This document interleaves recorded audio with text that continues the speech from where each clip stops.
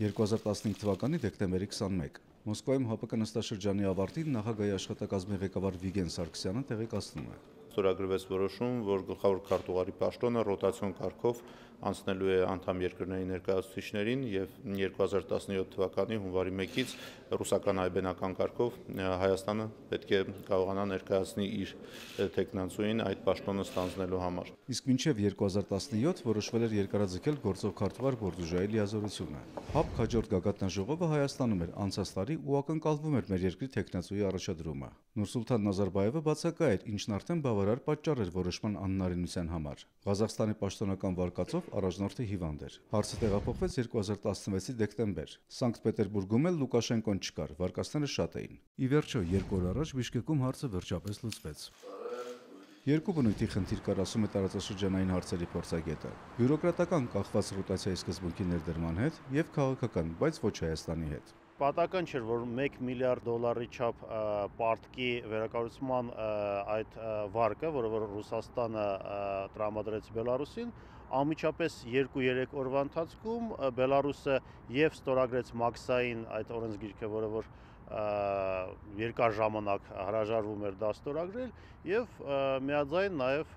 Հայաստանի ներկայացուցիչը ընտրվեց ՀԱՊԿ-ի գլխավոր քարտուղար։ Ինչ որ չափազանցված սպասելիքներ Յուրի Խաչատուրովի նշանակումից չպետք է լինեն։ Ռազմավարական բնույթի որոշումներն ընդունում են պետությունների ղեկավարները, ՀԱՊԿ-ի խորհուրդը։ Բնականաբար չի կարելի կարճ ժամկետում ՀԱՊԿ-ի դիրքորոշման վճռորոշ փոփոխություն ակնկալել Հարավային Կովկասի կամ Արցախյան հարցերում։ Բայց կարծում եմ որոշ երանգներ, նաև հաշվի առնելով, որ նախկին Հայաստանի զինված ուժերի գլխավոր շտաբի պետը բավականին լավ տեղյակ էր տարածաշրջանային անվտանգության խնդիրներին, որոշ երանգներ ՀԱՊԿ-ի, ասենք, դիրքորոշմանը մեր տարածաշրջանում կարան ավելի հստակ լինել։ Քաղաքական առումով ըստ փորձագետի կարևոր է, որ հետխորհրդային տարածքի երկու խոշոր ինտեգրացիոն միավորումները ՀԱՊԿ-ը եւ ԵԱՏՄ-ն այս պահին ղեկավարում են Հայաստանի ներկայացուցիչները։ Բիշկեկում նաև ԵԱՏՄ գագաթնաժողովն էր։ Пользуясь случаем, хочу поздравить армянскую сторону с успешным проведением парламентских выборов. Նուրսուլտան Նազարբաևը հայկական կողմին շնորհավորելով խորհրդարանական ընտրությունների հաջող անցկացման կապակցությամբ նշեց, որ այլ գործընկերների համեմատությամբ ոչ նույն տեմպով է աճել Հայաստանի հետ առևտրաշրջանառությունը։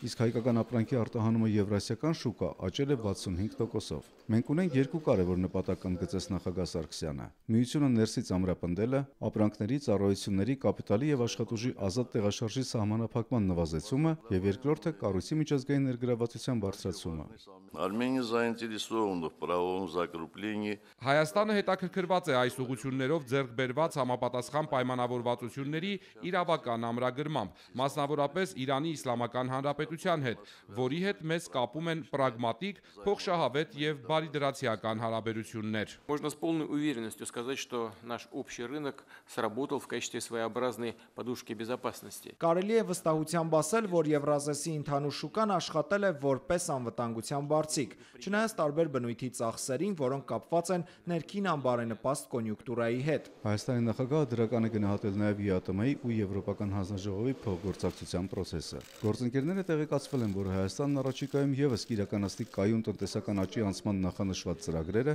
այդ թվում միության ինտեգրացիոն ներուժն օգտագործելով։ Արթուր Գրիգորյան, 360 աստիճան։